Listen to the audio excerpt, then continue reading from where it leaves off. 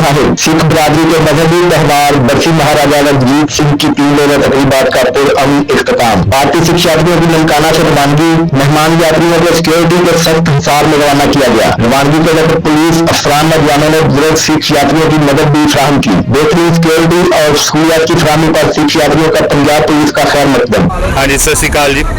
ਇੱਥੇ ਅਸੀਂ ਨਨਕਾਣਾ ਸਾਹਿਬ ਆਏ ਸੀਗੇ, ਫਿਰ ਉਸ ਤੋਂ ਬਾਅਦ ਫਰੂਕਾਬਾਦ ਗਏ। ਹੁਣ ਪੰਜਾ ਸਾਹਿਬ ਗੁਰਦੁਆਰੇ ਜਾਣ ਲਈ ਬੱਸਾਂ ਤਿਆਰ ਜਾ ਰਹੇ ਨੇ ਤੇ ਦੌਰਾਨ ਇਸ 3 ਦਿਨਾਂ ਦੇ ਵਿੱਚ ਪੰਜਾਬ ਪੁਲਿਸ ਪਾਕਿਸਤਾਨ ਨੇ ਬਹੁਤ ਅੱਛੀ ਸਿਕਿਉਰਿਟੀ ਪ੍ਰੋਵਾਈਡ ਕੀਤੀ। ਇੱਥੇ 1500 ਤੋਂ ਵੱਧ ਪੁਲਿਸ ਵਾਲੇ ਸਾਡੀ ਹਿਫਾਜ਼ਤ ਦੇ ਲਈ ਤੈਨਾਤ ਸਨ ਤੇ ਇਹਨਾਂ ਦੀ ਸਿਕਿਉਰਿਟੀ ਬਹੁਤ ਵਧੀਆ, ਪਿਆਰ ਮੁਹੱਬਤ ਵਾਲੀ, ਬੜਾ ਫਰੈਂਡਲੀ ਨੇਚਰ ਸੀਗਾ। ਕੋਈ ਕਿਸੇ ਕਿਸਮ ਦਾ ਕੋਈ ਮਸਲਾ ਨਹੀਂ ਰਿਹਾ, ਬੜਾ ਵਧੀਆ ਮਾਹੌਲ ਸੀਗਾ ਤੇ ਮੈਂ ਸ਼ੁਕਰਗੁਜ਼ਾਰ ਹਾਂ ਇਸ ਚੀਜ਼ ਦੇ ਲਈ ਪਾਕਿस्तानी गवर्नमेंट का और प्रबंधक कमेटी गुरुद्वारा प्रबंधक कमेटी ननकाना साहब का शुक्रिया। पाकिस्तान हमेशा से काबिल एहतराम है और रहेगा। पुलिस अफसरान नौजवानों की बेहतरीन सिक्योरिटी ड्यूटी काबिल तहसीन है। सिख बरादरी के मजहबी त्यौहार के पुरअमन इख्तिताम पर जिला इंतजामिया और दीगर अदारों को मुबारकबाद पेश करता हूँ। DPO मंसूर अमान।